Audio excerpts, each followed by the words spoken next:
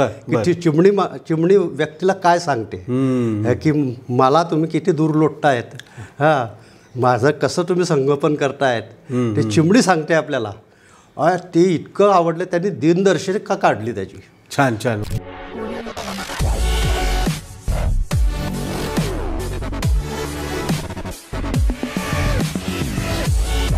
नमस्कार रसिक मित्रांनो, नमस्कार. मल्हार कम्युनिकेशन प्रस्तुत आपल्या सगळ्यांच्या आवडीच्या आणि लोकप्रिय असलेल्या हॉबी डू बी डू अर्थात एक तरी छंद असावा या आपल्या संवाद कट्ट्याचे आजचे मानकरी आहेत, प्रमुख अतिथी आहेत की ज्यांचा सगळा प्रवास कला यात्रा खऱ्या अर्थानं मित्रांनो ती आपल्याला जाणून घ्यायची आहे. अत्यंत निस्सीम असे चित्रकला साधक आणि ज्यांची जर्नी अत्यंत रोमहर्षक आहे, ते मूळचे खिरोद्याचे आहेत असे अध्यापक. खरं तर सेवानिवृत्त आहे, पण सेवानिवृत्त त्यांना म्हटलेलं आवडत नाही. रिटायर्ड बट नॉट टायर्ड असे निरंतर चित्रकलेमध्ये मग्न असलेले कला अध्यापक लीलाधरजी कोल्हे सर हे आज आपल्यामध्ये आहेत. वय वर्ष 75 मित्रांनो. सर आमच्या या मल्हारच्या संवाद कट्ट्यावर आपलं मनापासून स्वागत आहे. नमस्कार मित्रांनो. सरांशी आपण गप्पा मारणारच आहोत आणि आजचा आपला एपिसोड क्रमांक आहे 198. लक्षात घ्या, 198वा हा एपिसोड आहे. हा सगळा प्रवाससुद्धा तुमच्या सगळ्यांच्या सहकार्यामुळे, सहयोगामुळं आणि दिवसेंदिवस आपल्या व्ह्युअरशिप वाढत चालली आहे मित्रांनो. रसिक मित्र दाद देत आहेत, प्रतिसाद देत आहेत आणि उत्तम अशी संख्या वाढत चाललेली आहे. मी आपल्याला विनंती करीन आमच्या मल्हारच्या टीमच्या माध्यमातून की आपण जरूर लाईक्स द्या, कमेंट्स करा आणि सबस्क्राईब पण करा. यूट्यूब चॅनलवर हॉबी डू बी डू बघायला विसरू नका. अर्थातच आपण संवाद कट्ट्यावर गप्पा मारतो आहेत कला अध्यापक, निस्सीम कलासाधक असलेले श्रीयुत लीलाधरजी कोल्हे यांच्याशी. सर नंदिनीबाई मुलींच्या विद्यालयातनं निवृत्त झालेले आहेत आणि चिरंतर अशी कला सेवा त्यांची चाललेली आहे. वय वर्ष 75 असतानासुद्धा ते अजिबात गप्प बसत नाही. रोज एक तरी चित्र काढलं पाहिजे असा ध्यास सरांचा असतो. सर पुन्हा एकदा आपलं स्वागत आहे. मला सांगा, मी मगाशी उल्लेख केला आपला, आपण खिरोद्याचे मूळचे, तर मग खिरोदा ते जळगाव हा प्रवास आम्हाला जाणून घ्यायला आवडेल. आणि बालपणापासूनच चित्रकलेचा हा छंद आपण जोपासतायत का? हो हो. मी वय वर्ष 7पर्यंत. अच्छा. वय वर्ष 7पर्यंत अतिशय खट्याळ होतो.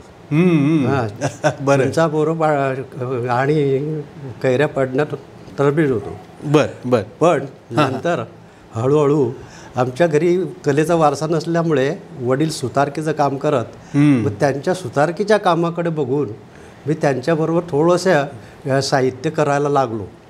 म्हणजे काही पेट्या, काही बावल्या, ते मला ते आपोआपच सुचलं नंतर पहिल्या वर्गात गेल्यानंतर. अच्छा. नंतर काही मातकामाची कामं केली.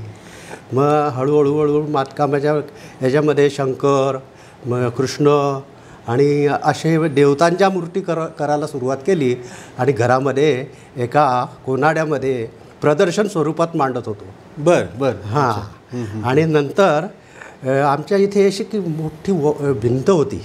अच्छा. मातीची भिंत होती.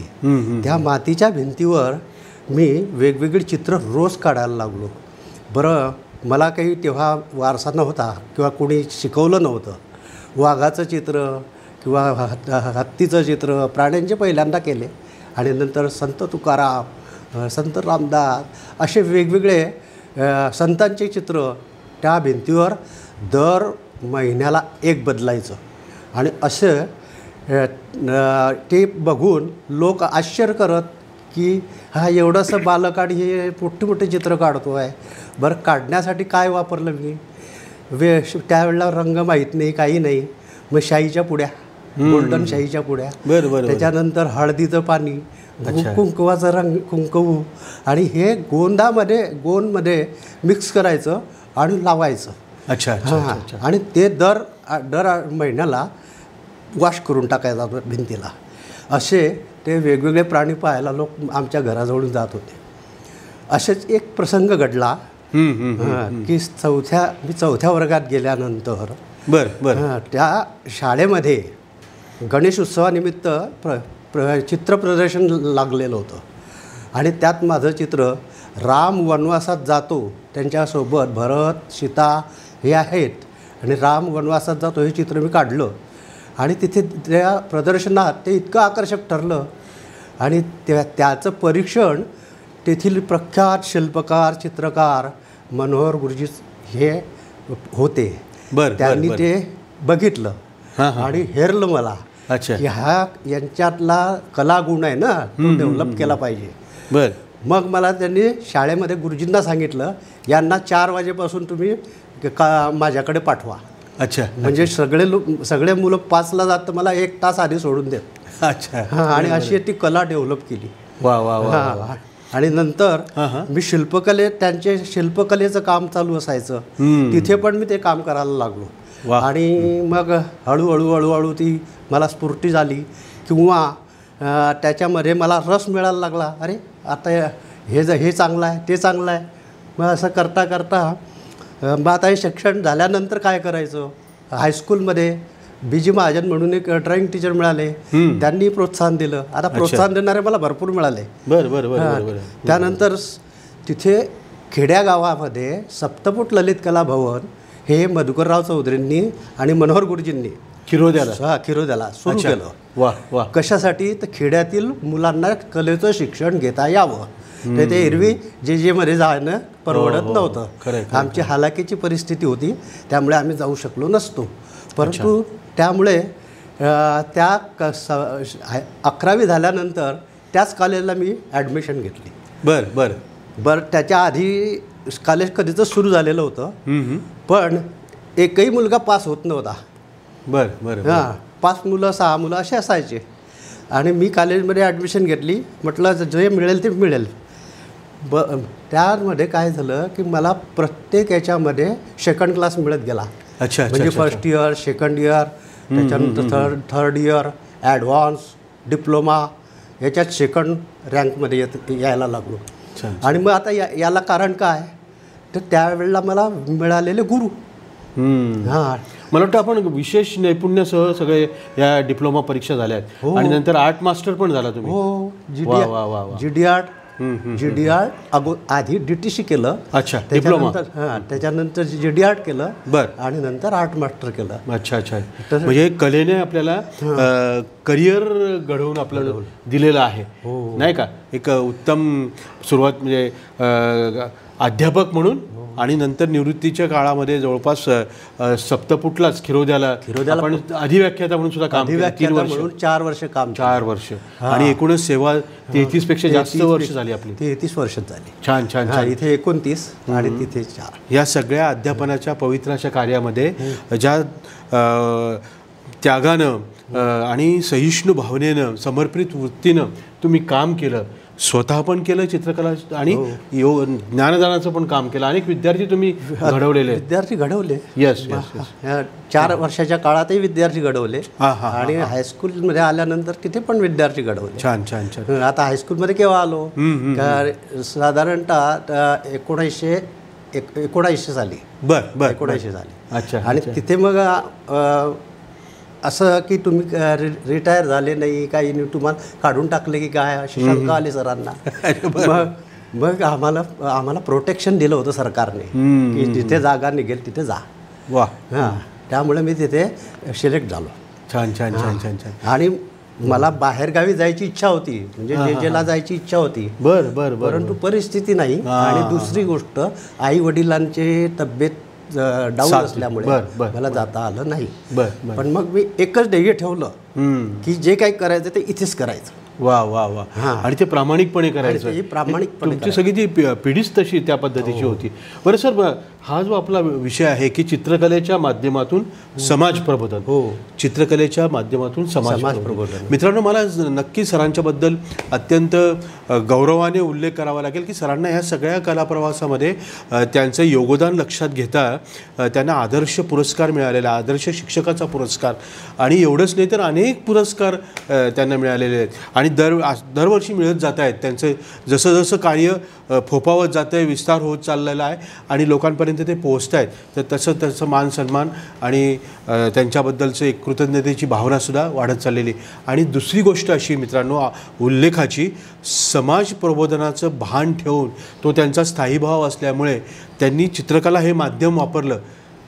रेषा, चित्र, रेषा, रंग, वा वा वा, जनजागृतीचं माध्यम वापरलं. आणि मग स्त्री शिक्षण असेल, समानता असेल, तुमचं पक्षी संरक्षण असेल, वाहतूक नियंत्रणाचा असेल, सुरक्षा सप्ताहाच्या बाबतीमध्ये असेल, साक्षरतेच्या बाबतीत असेल, अनेक पोस्टर हे जे प्रदूषण वाढत चाललेलं आहे त्या बाबतीमध्ये जनजागरण करण्याचं, पर्यावरण संतुलनाचं काम असेल. तर मनेका गांधीच्या हस्ते मला पारितोषिक मिळाले. वा वा वा वा, छान छान, पर्यावरणाच्या चित्रावर. क्या बात आहे, क्या बात आहे. बरं सर, आरोग्य विभागातर्फे एक स्पर्धा आयोजित केली होती. अच्छा. शाळेत असताना. तर त्या आरोग्य विभाग म्हणजे महाराष्ट्र शासन. त्यांनी एक दिवस 100 कला शिक्षकांना हॅम्बरिंग केलं, सगळ्या गोष्टी सांगितल्या. आणि नंतर सांगितलं याच्यावर चित्र काढा. अच्छा. मग मी 2 चित्र काढले त्याच्यावरती. आधी केले, मग सांगितले. त्याच्यामध्ये गांधीजी, विनोबा असे महत्त्वाच्या व्यक्ती घेतल्या. स्वच्छतेवरती होतं ते. होय होय, म्हणजे त्याच्या अनुषंगाने ते सगळे, त्याच्या अनुषंगाने. आणि दुसरं एक आणखी केलं, तर ह्या 2 चित्रांना 3 बक्षिसांमध्ये 2 बक्षिसं मलाच मिळाली. वा वा, छान छान छान. आणि पहिलं आणि तिसरं. बरं. आणि त्या चित्रांचं महाराष्ट्र शासन तर्फे पुण्याला दिनदर्शिका काढण्यात आली. छान छान छान छान. ती एक माझ्या दखल घेण्यात आली आपल्या कामाची, करिअरमधल्या आनंदाची गोष्ट. क्या बात आहे, क्या बात आहे. बरं सर, मग ह्या सगळ्या प्रवासामध्ये आपल्याला गुरुस्थानी असलेले किंवा गुरुच ज्यांचं मार्गदर्शन आपल्याला लाभलं अशी काही नावं तुम्ही नेहमी घेतात तुमच्या गप्पांमधले येतात सगळे. अत्यंत कृतज्ञतेने तुम्ही एका अर्थाने वंदनच करतात त्यांना. तर काय नावं अशी 4-5 नावं पटकन? हो, मनोहर गुरुजी तर आहेच. बरं. मनोहर गुरुजी. अच्छा. त्याच्यानंतर मधू जावडे म्हणून होते. बरं. त्याच्यानंतर VS चित्रे, वीरेंद्र चित्रे. बरं. अच्छा. नंतर तांबटकर.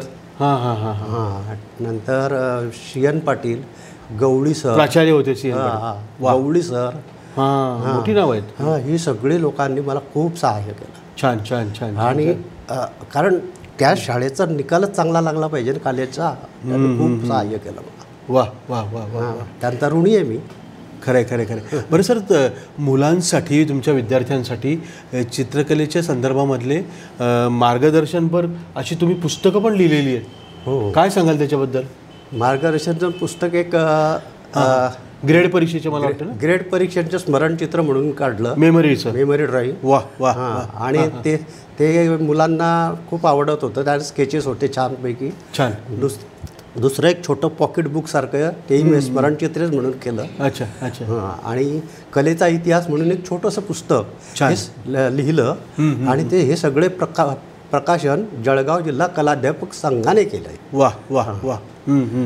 आणि त्याच्यानंतर मग मला लिंक लागली की आता हे लिहायला काही हरकत नाही, आपण हे लिहिण्यात सुद्धा काहीतरी करू शकतो. मित्रांनो, एक गोष्ट सरांच्याबद्दल सांगितली पाहिजे की सर अत्यंत नम्र भावनेनं हे सगळं काम करतायत.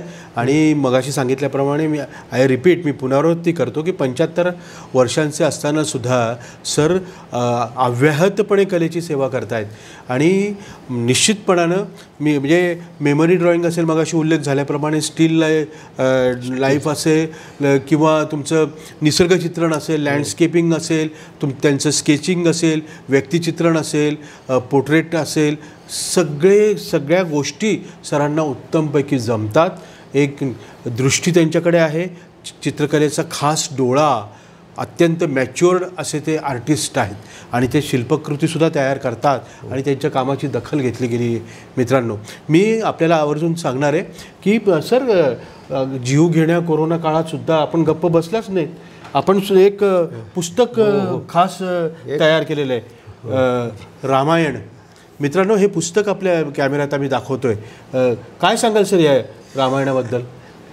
ह्या रामायणाच्या कथा ह्या एका ज्योती परब म्हणून मुंबईच्या शिक्षिका मुख्याध्यापिका आहे. अध्यापिका. अच्छा अच्छा अच्छा. राज परब आणि ज्योती परब हे दोघांनी मला प्रोत्साहन दिलं याच्याबद्दल. वा वा. आणि एक एक कथा टाकायचे, ते एक एक कथा मी वाचायचो. अच्छा. आणि त्याच्यावर काय काढता येईल याच्यावरती कच्चं स्केच करून पाठवायचो. ते तिथे ते फायनल करायचे, याच्यात हे बदल, हा तो बदल, आणि मग शेवटी एक एक चित्र 3-3 वेळा फिरायचं. असे 60-65 चित्र मी केलेले आहेत. आणि रंगीत चित्र सगळ्यात शेवटी पाठवत. रेखाटन, नंतर रंगाने रेखाटन, मग रंगीत करणे, असे 3 वेळा तरी चित्र ते यायचं इकडे माझ्याकडे. आणि यात छोट्या छोट्या कथा आहेत की अगदी लहान मुलांना आकर्षित करण्यासाठी त्यांनी काय केलेलं आहे, पूर्ण पेजभर एक चित्र घेतलेलं आहे. आणि पूर्ण पेजभर घेऊन कथा तेवढीच लिहिलेली आहे. छान छान. म्हणजे मुलांना वाचनाची आवड निर्माण व्हावी. मित्रांनो, आपण बघू शकतो पहा, म्हणजे वाल्मिक ऋषी ही रामायण कथा सांगतायत.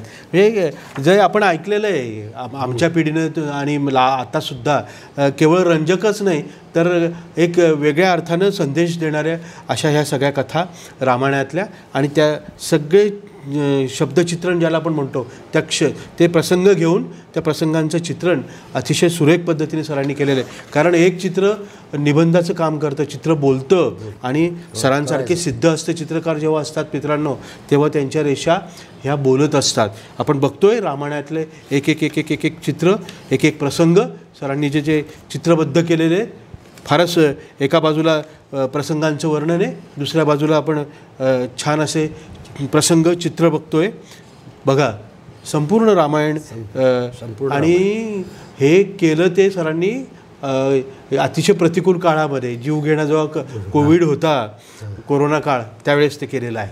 फार मोठं काम आहे सरांचं. या कामाबद्दल मला बाबासाहेब पुरंदरेंच्या हस्ते उत्कृष्ट कलाकार म्हणून पारितोषिक मिळालेलं आहे. क्या बात आहे. वा वा. आणि दखल घेतली त्याची. छान छान छान. बरं, ते असंच एक काम अजिंठा, जे आपले जागतिक कीर्तीची लेणी आहे सर, हे माझ्याकडे पहा, अजिंठ्याचे किमयागार, हे पुस्तक तुम्ही स्वतःच सगळं त्याच्यामध्ये आहे, चित्रशिल्प, सगळे स्केचिंग आहे, कलरफुल असे सगळे चितारलेलं आहे, त्याबद्दलची माहिती आहे. फारच सुरेख हे सगळे आपण बघू शकता मित्रांनो. अशा पद्धतीचं मुखपत्र, त्याचं टायटल आहे अजिंठ्याचे किमयागार. लेखक लीलाधर कोल्हे सर. साक्षात सर आपल्या या गप्पांच्या निमित्तानं आपल्या कट्ट्यावर आलेले आहेत. अशा अनेक गोष्टी आपल्याला बघायच्या सरांनी. आणि गप्पांच्या ओघामध्ये सरांचे काही व्यक्तिचित्र, स्केचेस जे आहेत ना सर, पेन्सिल वर्कसुद्धा सरांचं अप्रतिम आहे मित्रांनो. मी सगळी त्यांची चित्र बघितलेली आणि बघायला 5-6 ताससुद्धा अपूर्ण पडतील. दिनदर्शिका असली आणि त्याच्यावर सर खूण करून ठेवतात की अमुक एका दिवशी ह्या व्यक्तीचं स्मरण करायचं आहे, ह्या व्यक्तीची जन्मतिथी आहे. थोर जे राष्ट्रपुरुष होऊन गेले, छत्रपती शिवराय असतील, अगदी शाहू महाराज असतील, सगळे गुरुनाथ म्हणजे गुरुदेव रवींद्रनाथ टागोर असतील, आता मागच्या 2-3 महिन्यांपूर्वी निधन पावलेले उस्ताद झाकीर हुसेन खान असतील, सगळे म्हणजे साहित्य क्षेत्रातले, कलावंत क्षेत्रातले, कला क्षेत्रातले, शास्त्रज्ञ, कवी, सगळे लोक त्यांचं स्मरण सर त्यांच्या चित्रांच्या माध्यमातून अगदी रोज लोकांपर्यंत पोहोचवणं न विसरता करतात. आणि बरं सर, बघ मला एक सांगा की हे सगळं करत असताना तुम्ही समाज माध्यमांचा सुद्धा उपयोग करून घेता याच्यात, काय सांगाल? तुम्ही जे सांगितलं की दिनविशेष तुम्ही बघतात, कॅलेंडरवर खूण करून ठेवतात आणि आधी ते चित्र काढलेले असतात की कसं? कारण लोक आश्चर्यचकित होतं की प्रॉम्प्टली ते चित्र रोज त्यांच्या भेटीला जातं चित्ररसिकांच्या. काय सांगाल त्याच्याबद्दल? मी त्याच्याबद्दल थोडं आधी एक पार्श्वभूमी सांगतो थोडक्यात. हे काही वर्षापूर्वी सेवानिवृत्त झाल्यानंतर लहान मुलांचे वाढदिवस, बारसे, विवाह असे वेगवेगळे, संक्रांत भेट, दिवाळी भेट, पाकिटांवर छोटे छोटे स्केच करायचो. बरं. आणि त्याला जेव्हा मला प्रतिसाद मिळाला तेव्हा मी हळूहळू त्याचं चित्रांचं हे वाढवलं. सर मी महिनावार, तारीखवार प्रत्येक साहित्यिक, कलावंत, कवी, नंतर शास्त्रज्ञ बरं. आणि असे थोर माणसं अच्छा. यांचे महिनावार तारीखवार पेन्सिल स्केच, काही कलर स्केच हे व्हॉट्सअपवर टाकल्यानंतर त्याची माहिती पण लिहायला लागलो. अच्छा. आणि ते पब्लिकला जास्त आवडायला लागले की तुम्ही नुसते स्केच नाही करत आहे, तुम्ही त्याचा अभ्यास करताय आणि माहिती पण देताय. वा. म्हणजे या सगळ्या तुमच्या कृतीचं स्वागत झालं. हो. छान छान. म्हणजे हा उपक्रम लोकांनाही आवडला, मलाही स्फूर्तिदायक ठरला. वा. आणि आज तागायत ते सुरू आहे. एका अर्थाने समाज प्रबोधनच आहे ना.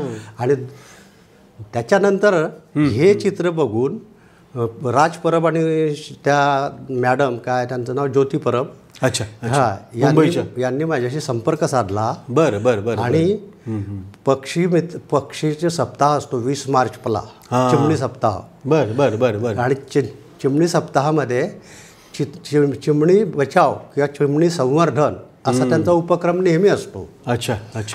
आणि त्या उपक्रमामध्ये त्यांनी मला सामावून घेतलं. तुम्ही एक 12 स्केचेस टाका म्हणे मला, मग ते आम्ही करून घेऊ काय ते. बरं. 12 स्केचेस केली. दर महिन्याला एक स्केच आणि त्याची माहिती. थोडक्यात स्लोगन. स्लोगन, संदेश देणारा स्लोगन की ती चिमणी व्यक्तीला काय सांगते की मला तुम्ही किती दूर लोटतायत, माझं कसं तुम्ही संगोपन करतायत ते चिमणी सांगते आपल्याला. ते इतकं आवडलं, त्यांनी दिनदर्शिका काढली त्याची. छान. वा. आणि ती दिनदर्शिका मोठमोठ्या कार्यालयामध्ये त्यांनी वाटप करायला दिली. वा. मोठं काम. हा एक मोठं काम माझ्या हातून झालेलं आहे. छान. सर, ह्या सगळ्या कला प्रवासामध्ये हे एक चित्रकला साधक म्हणून निस्सीमपणे सेवा करत असताना सुद्धा तुम्ही सामाजिक दायित्वाचं भान ठेवलं. आणि एवढंच नाही, विविध विषय तुम्ही हाताळलेले, अगणित. बरं, मग तुम्ही असंख्य पुस्तकांना सुद्धा त्याचं कव्हर करून दिलेले आहेत, मुखपृष्ठ ते गाजलेले, कथांना साहित्य, कथाचित्र. काही कथा. काय सांगाल त्याच्याबद्दल? वेगवेगळ्या मासिकांचे पहिल्यांदा सुरुवात मासिकांपासून झाली, दिवाळी अंकांपासून. त्यातले मी कथाचित्र बरेच केले, आपण दाखवूया ना. आणि त्याच्यानंतर या लेखकांचे काही पुस्तकं आहेत. अच्छा.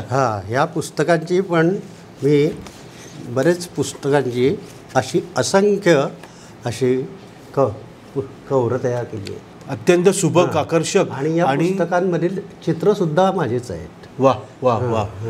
छान. म्हणजे केवळ मुखपृष्ठच नाही मित्रांनो, तर अंतर्गत चित्रसुद्धा जी काही मांडणी असते एक पुस्तक सजवण्यासाठी म्हणून, ते सुद्धा सरांनी केलेलं आहे. आणि हे तर फक्त वानगी दाखल काही पुस्तकं मुखपृष्ठ आपल्यासमोर आहेत, पण असे असंख्य आहेत. आणि महाराष्ट्रभरच्या लेखकांनी सरांना आवर्जून स्वतःच्या मुखपृष्ठ करायला सांगितलेत पुस्तकांचे. हे फार मोठं गोष्ट सरांच्या हातून घडलेली आहे. बरं सर, मग हे सगळं करत असताना आपल्याला कुटुंबाचा भक्कम आधार लागतो आणि फॅमिली सपोर्टशिवाय काही होत नाही, खंबीर साथ लागते. तर ह्या सगळ्या प्रवासामध्ये काय कुटुंबाबद्दल काय सांगाल? आता माझ्या कुटुंबातील तिघही व्यक्ती म्हणजे मुलगा, सून आणि माझी पत्नी, अच्छा, याला कुठेही विरोध झालेला नाही. वा. तुम्ही करताय करा. अच्छा. पण आता शेवटी म्हणतात आता बरं पुष्कळ झालं, तुम्हाला त्रास होतो आहे, नका करू. नाही म्हटलं, जोपर्यंत हा त्रास आहे तोपर्यंत बंद ठेवू, पण पुन्हा सुरू. अच्छा. म्हणजे खरं आहे ते. नाहीतर रिटायर्ड माणूस म्हणलं की तो नकोसा वाटतो. पण तुम्ही जे कलेची सेवा करतायत ते पाहून घरच्यांची सुद्धा भक्कम साथ तुम्हाला कुटुंबाची लागते, परिवाराची. कारण आपलं परिवार, आपलं कुटुंब, आपली फॅमिली बॅकबोन असते, कणा असते ती, नाही का? बाकीच्या गोष्टी सांभाळून घेतात ते. नक्की. बरं, मग 2-3 महत्त्वाचे पुरस्कार तर तुम्ही सांगितले. तुम्हाला आदर्श शिक्षकाचा सुद्धा पुरस्कार मिळाला. अजून कोणते? आदर्श शिक्षक तर आहेच, जिल्हा परिषदचा पहिल्यांदा मिळाला. अच्छा. त्याच्यानंतर राज्य पुरस्कार की जो एक संपूर्ण राज्यातून एकाच व्यक्तीला मिळतो. तो एक राज्य पुरस्कार मला मिळाला आहे. अच्छा. त्याच्यानंतर एकामागे एक म्हणजे खानदेश एज्युकेशनवाल्यांनी सत्कार करून पुरस्कार दिला. त्यानंतर अशी आदर्श पुरस्कारांमध्ये नवनीतचं योगदान आहे. नवनीतने माझा सत्कार आणि एक मोठा मेमोंटो दिला होता. अच्छा अच्छा अच्छा. नंतर आमच्या लेवा संघाचं महाराष्ट्र लेवा संघाने मलकापूरला माझा सत्कार केला. बरं. 5 सप्टेंबरला. असे अनेक पुरस्कार सुरू झाले. अच्छा. हां, त्यात ग्रेड परीक्षा मार्गदर्शन, त्यात नंतर काही गोष्टी मी करतच होतो.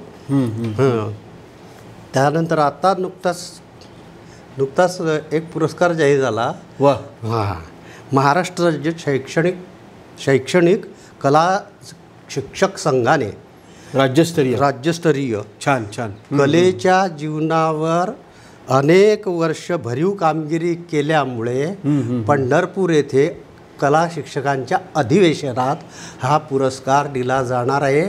पुरस्काराचं नाव आहे जीवन गौरव पुरस्कार 2025. छान छान. Life time achievement award. छान छान. जीवन गौरव पुरस्कार. जीवन गौरव. सर, आपण म्हणजे मी मगाशी म्हटलं सुरुवातीला सरांची ओळख करून देताना की 5-6 ताससुद्धा मित्रांना अपूर्णपणे एवढा मौल्यवान असा खजिना या चित्रकृतींच्या निमित्ताने सरांकडे आहे. पण वानगी दाखल आपण काही झलक नक्की बघणार आहोत. आणि सर थोडक्यात ते या सगळ्या चित्रांची माहितीसुद्धा आपल्याला देणार आहेत. हां सर, आता हे माझ्या हातातले जे चित्र आहे सर, याच्याबद्दल काय सांगाल आपण? हे माझ्या मिसेसचं व्यक्तिचित्र आहे. वा वा. आणि ते सुरुवातीला तेच नाती लागले. पेस्टलमध्ये केलेलं आहे. पेस्टल. अच्छा अच्छा. फक्त पेस्टल वापरलेले आहे. वा वा वा वा. छान. आणि हे निसर्ग चित्र दिसतंय, लँडस्केप. हे वॉटर कलरमध्ये केले का? हो सर, हे वॉटर कलरमध्ये ऑन दी स्पॉट केलेलं आहे. आपल्या समोर जे दिसतं ते तुमच्या कॅनव्हासवर येतं. क्या बात आहे. Water colour. वा वा. हे सुद्धा तसंच आहे. हे तसेच आहे. हे लाईव्हच केलेलं आहे, समोर दिसणारा. छान छान छान छान छान छान. बरं बरं बरं. मग याच्या आता वा वा. हे जे आहे हे पोस्टर कलरमध्ये केलेलं आहे. मग आम्ही बद्रीनाथ केदारनाथला गेलो होतो, त्याच्यानंतर तिथले फोटोग्राफ काढून आणले. वा. तिथे तर काही वेळ नव्हता. घरी आल्यानंतर हे पोस्टर कलरमध्ये वेगवेगळे करून पाहिले. ते इतके सुंदर झाले, त्याच्या फ्रेम्स करून मी प्रदर्शन मांडलं. क्या बात आहे. आणि ते डोळ्यात तुम्ही सगळं ते पाहिलेलं सगळं सौंदर्य जे आहे नैसर्गिक विवाहेसनं डोळ्यात ते आलंच सगळं. वा वा. त्याच्यानंतर अशा वेगवेगळ्या स्टाईलमध्ये मी अभ्यास करत होतो. याच्यामध्ये आता हे इंडियन म्हणजे अजंठ्याच्या स्टाईलवर साधारणतः, परंतु विषय वेगळा.